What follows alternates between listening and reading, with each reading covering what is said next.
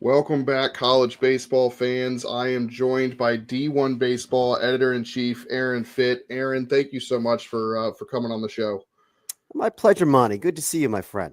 Yeah. I just saw you this past weekend. We caught up a couple of times at the ABCA, which is really nice. It's always great to see you. You're one of my favorite people to watch a game with, just because of your experience, your knowledge, and it's fun to pick your brain. Although I need to try and let you work as well, because obviously there's a baseball game going on. But we are in full swing ahead of the regular season, just over a month away or so.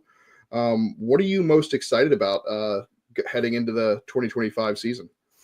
There's a lot of things that are exciting. Certainly from an ACC standpoint, I think it's going to be a great year. I mean, last year was a great year. You're coming off a season where they had 4 teams in Omaha, and I'll tell you, you know. This could be even better year. I mean, just trying to break it down. I think you and I were talking about this at the convention, but I mean, there's a lot of very, very exciting clubs, and trying to break them all down and figure out where they slot in the pecking order is hard.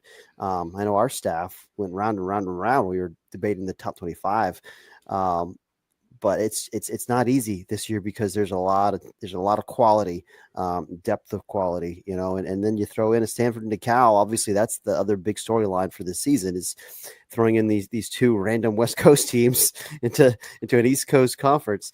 How is that going to affect all the dynamics, and I'm also just excited to see those two teams, because those are two really good programs that'll be in our backyard now multiple times a year. So that's kind of fun. Yeah, exactly. And I'm curious. I saw you guys were going to have your meeting this week for that top 25. How long does that take you guys? Yeah. Because what we do is we tend to just do a vote, and we do the aggregate of the vote. But what I love that you guys do is you guys have, I guess, time to do this, but to get a consensus on it, which is really Yeah. cool.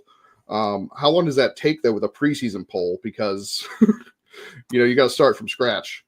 Yeah, we met. Obviously, there had been some preliminary stuff done already, but I think we met and had about a 3 or 4 hour call to just kind of hash it out, go round and round on things, and it was good. I mean, we've got a lot of good perspectives in the room, and and it's as much as I covered the ACC, I didn't get my way on all the ACC stuff, and that's how it's supposed to work. There's supposed to be checks and balances on this stuff. So, yeah, it's that part is one of my favorite parts of the year, is just kind of getting together and banging out the preseason top 25 and just debating these teams with each other. But and then you get into the meat of it, which is just all the writing for the next 6 weeks is a lot of work, but it's fun. It's fun. Yeah, and I mean you guys have been crushing it, because I went to a lot of fall games. I've talked to a lot of coaches and players, but it's always cool to see what I see versus what you guys Mhm. see with the fall reports. And props to you and Joe, and I can't remember if anyone else was doing the ACC fall reports, but all the ACC fall reports were out before the new year, which was awesome, because I start doing deep dives and I just want to make sure I'm covering my bases with what you guys saw. And I went to like 5 Duke scrimmages, and you went to one I didn't go to, and I saw in the fall report something different that I didn't see. With you saw Grazia playing first base a little bit there, and it's just interesting. So it's the fall reports are fantastic. I don't any college baseball fan that doesn't have a subscription just for the fall reports, in a way, because it's really hard to get information on the fall these Yeah. days, because the team beat writers are focused on football, so they're not typically going to these scrimmages. Exactly, and that's really why we do it. I mean, and it's been huge for us. I mean, the fall has become a big part of our business model, and it really since the beginning. In 2015, when we launched 10 years ago, we realized, hey, nobody's doing this in the off season. I mean, and there is an appetite for it, and so it gives an opportunity to really visit with a lot of coaches and players in more of a casual setting, and do deep dives into the roster. And I think I think a lot of our staffers think it's the most valuable thing we do all year. It sounds like you agree. So I appreciate Yeah. it. Yeah, absolutely. I mean, just for me getting on site, it just being able to see so many things. The only problem is it gets me so excited for the season, and I look down. We've got December and January to get through.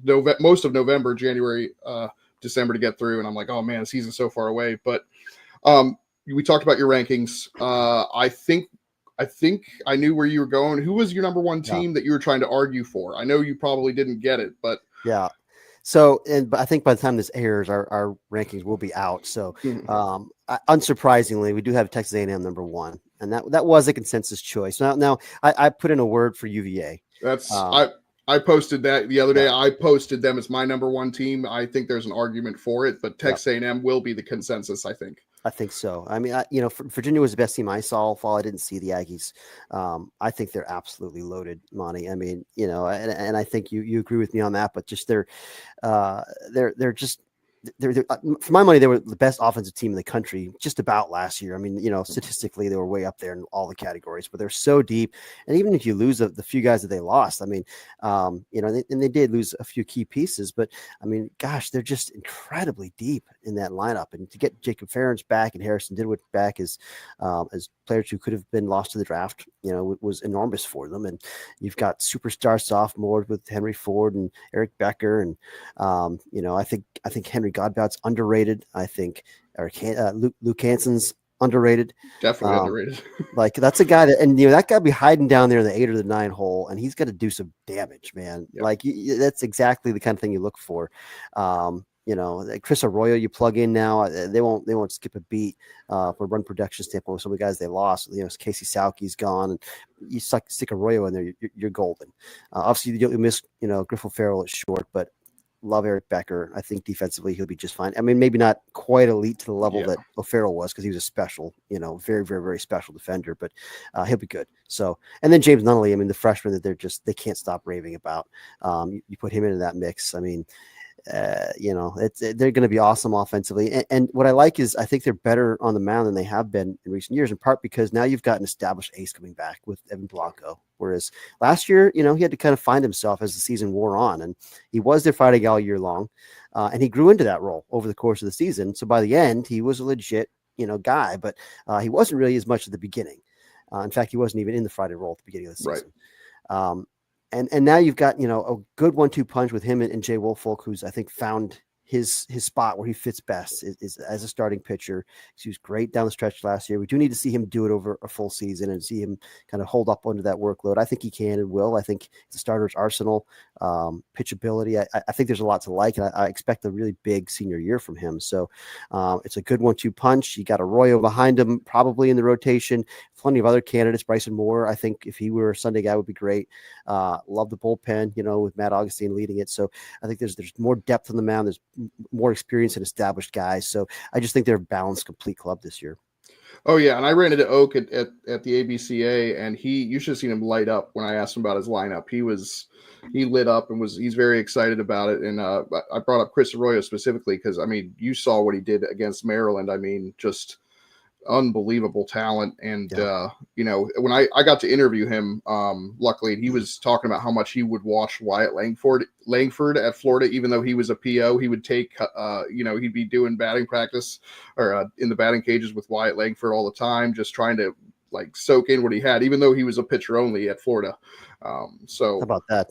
Yeah, really, really cool story. But UVA was my number 1 for that kind of reason. I think they're going to be better than last year. I kind of think of Eric Becker replacing Griffo Farrell, similar to Kane Kepley replacing Vance Honeycutt. They're both, Becker and Kepley are both very, very good defensively, but Honeycutt and O'Farrell were like generational defensive talents.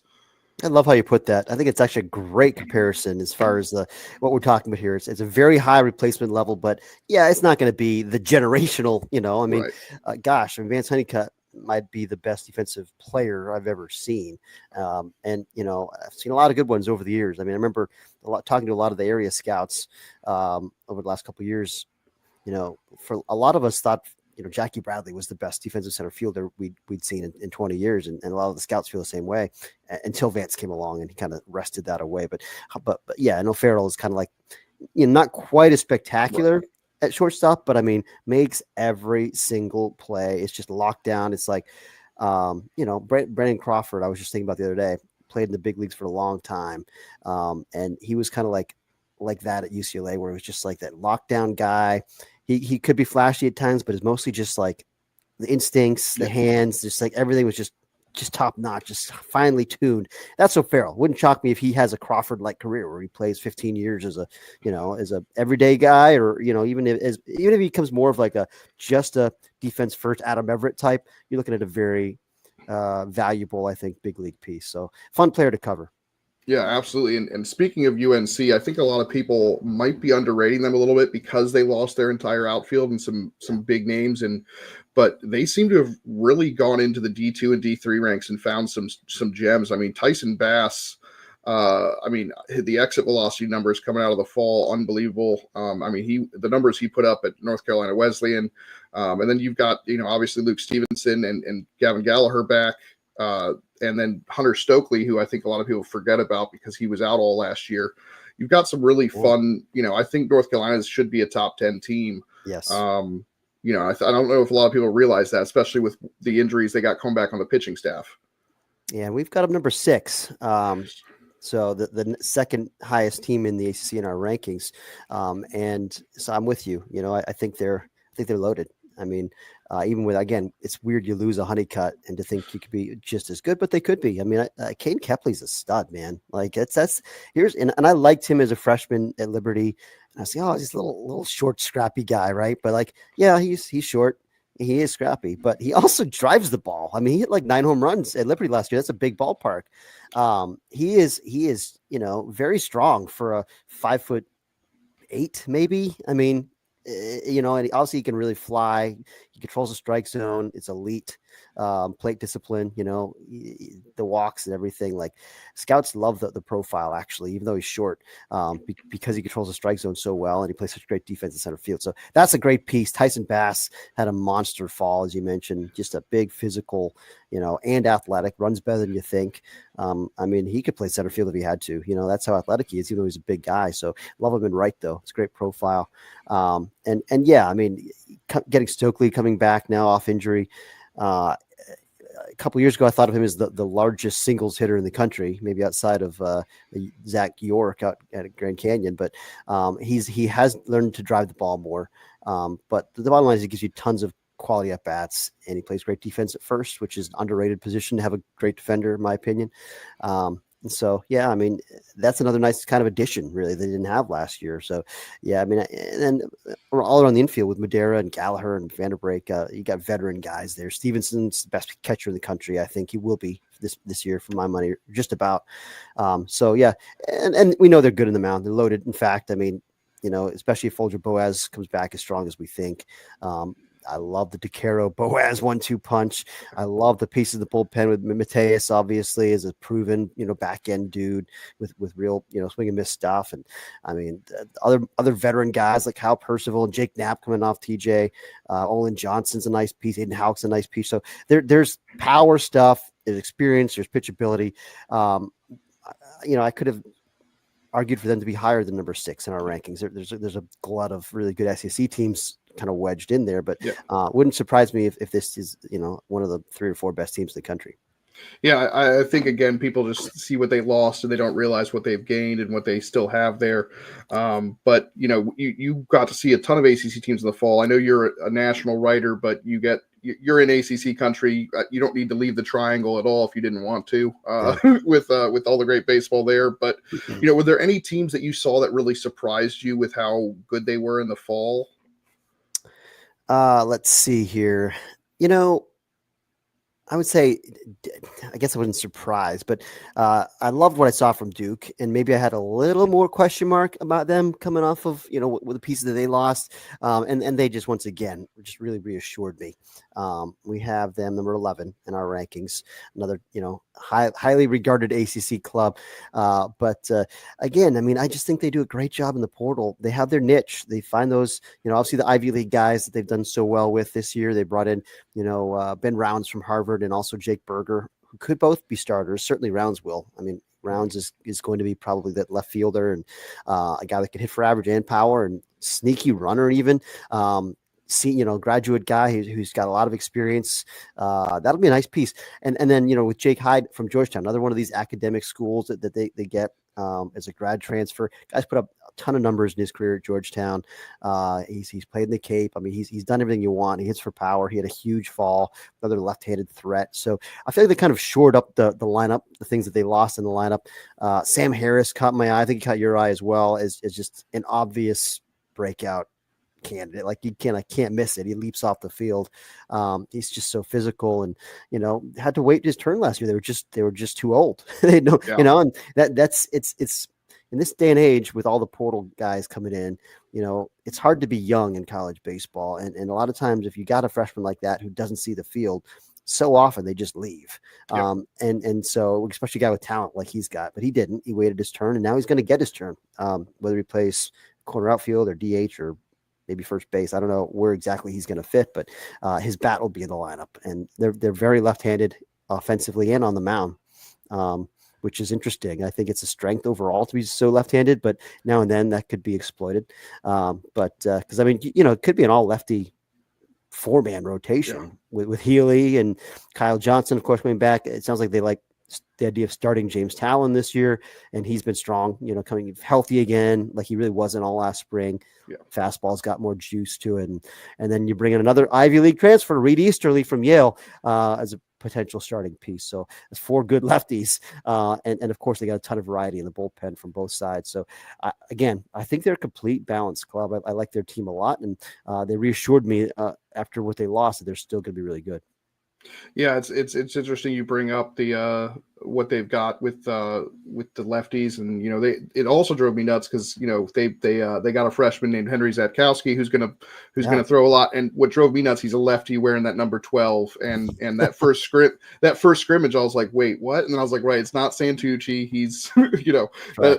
That always makes you do the double take in the fall when you've got some guys wearing the numbers that have departed, and especially if they're like a similar build or something like that, you have a moment where you're a little confused. But and don't forget about Max Stammel, another lefty too for those guys. I love those two freshmen a lot. So and before I forget, Monty, you asked for kind of surprise teams. Before we leave this topic, I'm going to throw Virginia Tech into the mix because I think they're lying in the weeds a little bit, and I don't quite have the conviction in them. We didn't have them in the top 25, but they're on my radar. It feels like a team that I'm cautiously optimistic on. If they pitch, they're going to be really good because once again, this is kind of usually the case with them. Once again, I really like their lineup. With Henry Cook and Garrett Michelle coming back now from injury, which is big for them. I think they got a good shortstop in Clay Grady, kind of an underrated guy. Ben Watson somehow is back after leading the league in hitting, I think he's a 6-year guy now. That's a nice piece. Trayson Hughes, who put up big numbers at Mercer 2 years ago, went to Ole Miss last year, didn't have as good a year, but he's got ability. That's a nice addition for him. So they've got, and David McCann would be kind of their version of a Sam Harris, that sophomore breakout, pick to click, big left-handed juice. I saw him hit a couple of bombs in my visit. 3, actually. I think he went three times that. Were you there that day against? I was not, but I saw it apparently hit right center. It might have been you that tweeted it that said that, because I actually went to their other scrimmage. So it's funny, between the two of us, we saw both the good and the bad for the pitching side, because I saw really good pitching in Richmond, but you saw a little bit shakier. But and they didn't have a lot of their best guys going when I was in there. So obviously with Brett Renfro going, that's a difference maker. That's a guy that can eat up a lot of innings. You wish they had Griffin Stieg, of course. He's kind of missed the year, but I'm high on Matt Clement's son, as a sophomore breakout candidate. They need him to be. That's a very important piece. And then it's just a matter of how they do have some other nice older arms in the bullpen that I like, but they really need some of their young guys on the mound to click. That's, I think, the key for them. If that happens, it's a regional team and maybe a sneaky top 25 team, but there's a lot to prove there. But they're on my radar. Just keep an eye on them. Yeah, and I was convinced they were good enough to be a tournament team last year, but they just couldn't stop that collapse down the stretch, and that's ultimately what hurt them. But I thought they were good enough to be one. It's just when it starts piling up like that, it's really hard to stop that. It snowballed on them, and then they lose their last 7 or 8 games or something. It was something. Because you're right, they were right in position before that. I think for most of the year we had them projected as a postseason team, so they're not far away. Right. And I honestly, the strength of the ACC, like we mentioned it, if I tweeted it the other day, I think a lot of people are going to pick Pitt Cal, Boston College, and Notre Dame at the bottom of the ACC. And yet I think if things go right for each of those, any one of those teams, if things go the right way, they could threaten for an NCAA tournament berth. Yeah, for sure. I mean, Joe Healy and I have talked a lot about Pitt as kind of a sneaky little sleeper, which is often kind of the case for them. I mean, they're probably never going to be, most years, never going to be regarded as a front runner of the ACC. It's just not the reality of the landscape, but they're well coached. And I think they build that roster as well as they possibly can, with the portal and with the young guys that they develop. And, they do a good job there. And this year in particular, there's a lot to like in that position player group, veteran pieces. And I like some of the guys they brought in, like an AJ Nestler from UCF, or like a Lorenzo Carrier, if he clicks. Miami transfer, got all kinds of, physical ability, needs to do it. And, he's old now. Maybe he will do it. Kind of that post-hype sleeper type guy. So, they've got some experience on the mound as well. It's just, let's see if it all comes together. But yeah, they're interesting. I agree with you on that. All four of those teams, I agree. There's not going to be any, you wouldn't think any weekends where you just roll in and that's 3 W's. I don't see that. Yeah, and that strength, I think that the gap between the ACC and SEC is getting very, very small. I know that the ACC needs to win in Omaha at some point to kind of put them neck and neck, but there are no easy weekends. It's a grind. Do you see that as well? The ACC is basically on par with the SEC now? Yeah, just about. I still think probably the bottom 4-ish are still probably stronger in the SEC than the ACC, but it's not like the soft underbelly that it once was in the ACC. There aren't, like I said, I don't think there's any gimmies at the bottom, but I do think that talent wise, I mean, generally speaking, the bottom teams of the SEC are still more talented. Yeah. And I think in general, also just across the league, the one area where the ACC has not quite been at the ACC's level is arm talent in the last couple of years. I think positionally they're right there, right there. It seems like every year, but the pitching just hasn't been quite as good, I think, across the ACC, at least it's at the top end. Yeah, that makes sense. I mean, you got guys in the SEC that consistently throwing 95 plus. I think the ACC really benefits sometimes from those really good college pitchers. Yep. UVA comes to mind with what they did a couple years ago with Edgington, Parker, and Connolly Early. Yeah. And they're really good at finding good college pitchers, but in terms of the pure talent level, I can see where the SEC has, they have guys in the bullpen coming out throwing like 98. So yeah, those A&M, Arkansas, Tennessee staffs, LSU, they have so many huge arms. Yeah. And there aren't a lot of staffs with that kind of just pure firepower and fuel in the ACC. At North Carolina has some depth, but even that, I mean, like some of those top arms are more, Mateus is really good, but it's not like that kind of like high 90s, it's just right. Real break a ball and whatever. But yeah, so that's kind of the little bit of a difference there. And I do think power stuff wins in Omaha. And I think that's been a separator once we get to that level. Yeah, absolutely. And, I want to talk to you a little bit about your career as a whole. Obviously, you've been doing this for a very long time. What really got you into college baseball, and what was the first game that you were covering as a writer, if you can remember that far? So, I grew up in Massachusetts, not ACC country back then, but went to a lot of Cape Cod League games growing up. I remember seeing the Veritex and the Nomars and, Jay Payton. For some reason, that Georgia Tech team, I really liked. Really liked that team. So the 94 Georgia Tech team? Yeah, 94. Yep. And saw those guys in on the Cape. A lot of other great players come through over the years.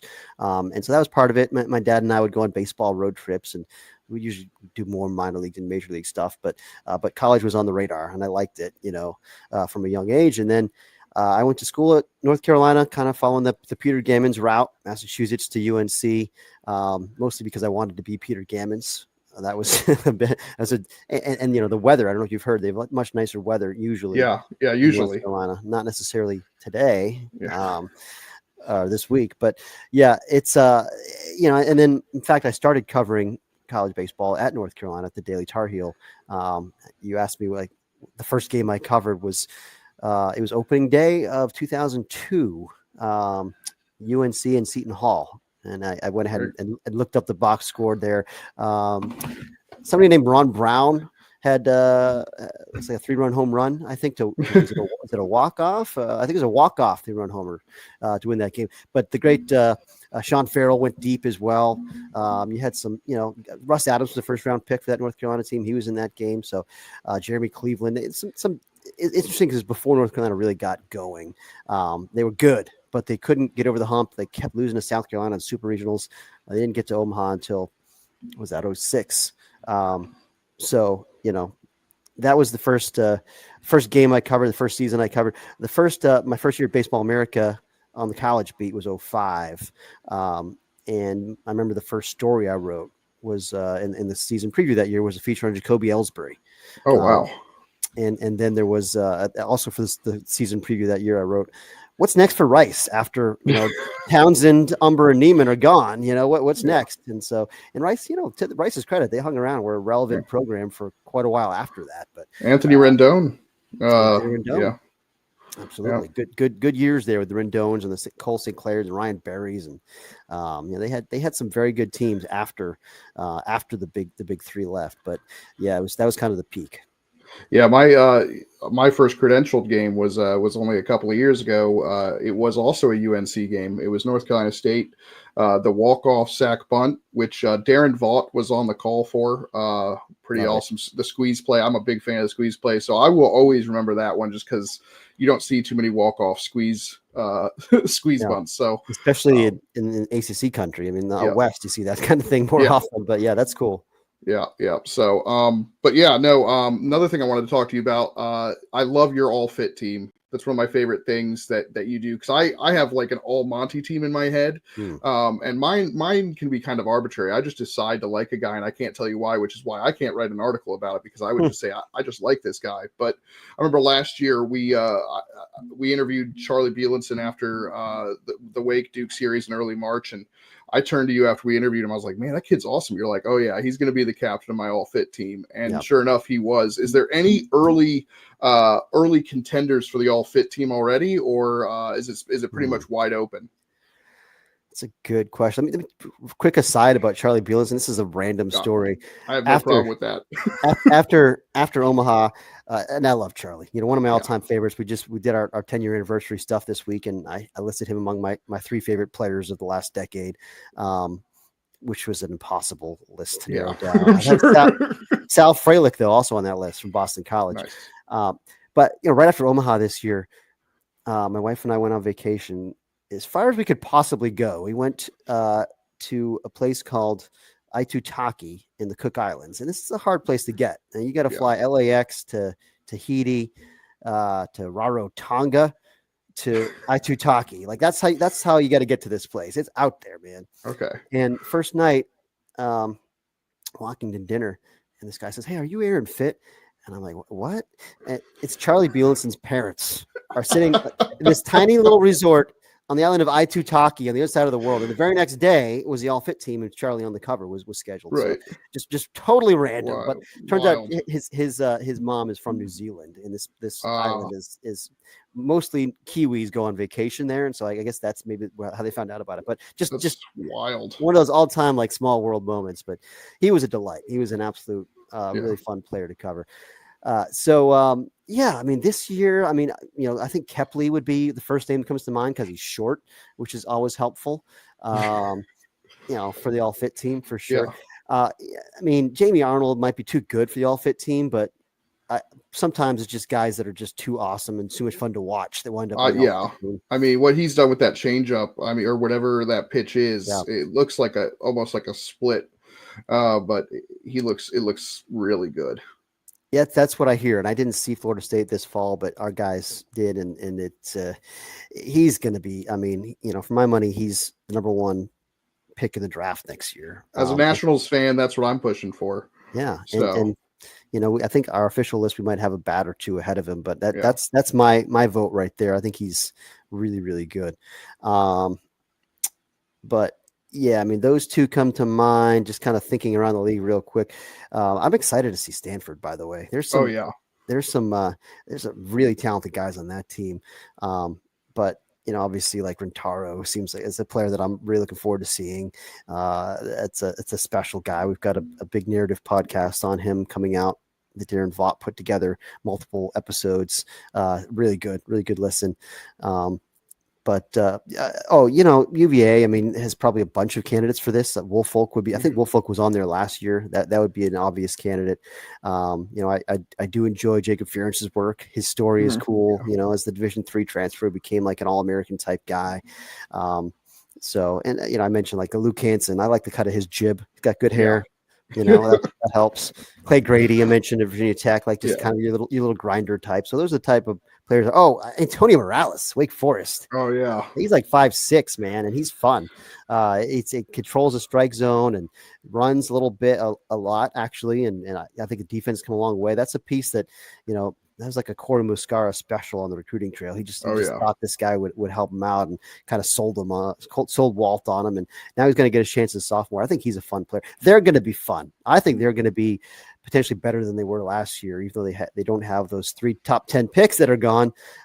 They're so deep on the mound, Monty. My gosh. I mean, it was that I watched them for 18 innings against West Virginia. There was just one big arm after. We were there that day. It was one. Yeah, I was. I left right before. I mean, Joe Ariola apparently had the best outing of the group, and I had missed him because I think he was the last. He was the last arm out there, and apparently was just phenomenal. He's great. Yeah, it was really good stuff. Griffin Green looked really good coming back from TJ, and I mean that's another Friday night guy. I mean Green and Matt Bedford are two guys who have been solid Friday night ACC starters, and they're like middle relief pieces on the staff. Like that's how and again, part of that is you need some guys who haven't really done it yet to perform, but like they're kind of envisioning it as Matthew Dallas and Logan Lunsford from Mizzou, who's been a Friday night guy in the SEC, but with mixed results, but has really good stuff. And maybe a Duncan Marston or a Blake Morningstar. I mean, you've got big arms there, and then you got those.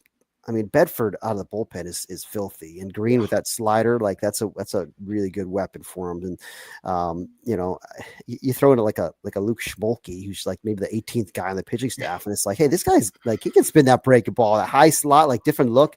That's how deep they are. But like I love the way they can match up with you in the bullpen with the the Will Ray from that low slot sinker slider guy, Ariola on the left side, and you got Bedford might wind up being the closer even. I don't know. He's that good, but they're very, very interesting. Yeah, I mean the whole conference. I'm just so excited about. Like we could sit here and talk for a couple hours about every team and what they've got and what they can do, and that's just a testament to the conference. As we wrap up with talking about Stanford a little bit, I am going to have Darren on in a couple episodes to talk about that Rentaro podcast that I'm really excited about. I've been waiting for it for months because I talked to him at the NC State scrimmage against Elon, and he kept mentioning he was interviewing a ton of Stanford players, and I was like, why is he doing that? And then he told me, and I was like, oh, I gotta keep that quiet for a couple of months. But have you had a chance to listen to any of it? To get an idea. It's good. It's exciting. He sent the first couple episodes, and it's gonna be, people are gonna love it. I think it's a really good listen. Yeah, I'm really excited, and you guys are releasing it right before the season, which is really going to be fun because I don't think people truly understand how good Rentaro is going to be. This is a guy that broke all of Otani's records in high school, and I don't think they understand that he could be an ACC Player of the Year as a freshman. Yeah, for sure. Yeah, I mean we're talking like maybe a Seth Beard type impact as a freshman. And maybe better than that. Like if this guy's a generational talent, like everyone says he is, then maybe he's National Player of the Year, which not even Beer was. So yeah, it's gonna be a show. Yeah. Yeah. And it's coming at the perfect time. But yeah, no. And you guys have a lot of new stuff going on. Is there anything you wanted to talk about that with what's going on over at D1? Yeah, so we're launching this year the ACC Extra add-on to your subscription, which is kind of comparable to what we did last year, a couple years ago with the SEC Extra. So just kind of trying to drill deeper and get into that next level of ACC coverage, and that's coming soon. So people can keep an eye out for that. Yeah, lots more ACC coverage is never a bad thing, and I love how we're all just trying to get as much content out there as possible. So like, it's not a bad thing for me to go, hey, if you like our stuff, I mean, most people should be following D1, but if you like our stuff, go over to D1 as well, because it's not a competition because there's just not enough content. Yeah. So it's And I always tell people it's, we're lucky, like when I go to games and I see you and, you're everywhere. You're out there grinding and I love it. There's multiple places to get great content in college baseball right now. It's a good thing. Yep. And hopefully it can only continue to grow. So really exciting stuff, but I'm going to let you go because I know like you've got a busy time, but I appreciate you coming on. Is there anything else you want to share before I say goodbye? That's all, my friend. Great talking with you. Thanks for having me on. Absolutely. I'm looking forward to seeing you. I mean, we've got a great opening weekend in the Triangle. I'm sure you'll be probably, I imagine, at North Carolina, Texas Tech. I think I'm at Duke, Cincy for the first couple of days. But good. Yeah. I think I've actually I've got my eye on that Puerto Rico tournament. I think. That's right. UVA's down there. Yeah. Michigan, Stetson's going to be a good club this year. I think I'm heading down that way, but I don't know for sure yet. That would be awesome. I was thinking about that, but what got me is Penn State is in the other city, and I wanted to see Penn State and UVA, and I was like, Yeah. But that's a really cool tournament. That's first year they're doing it. That's going to be a lot of fun. Obviously, you got a lot of tournaments. Second weekend, I'll be in Jax, but yeah, that's going to do it for us. Our next episode is actually going to be, we're starting our deep dives. We're going to be doing our deep dive previews starting with Boston College. We're going in alphabetical order, and then randomly in there in the fourth episode will actually be our episode with Darren. So tune into that. And Aaron, thank you so much again for coming on, and we will see you guys next time.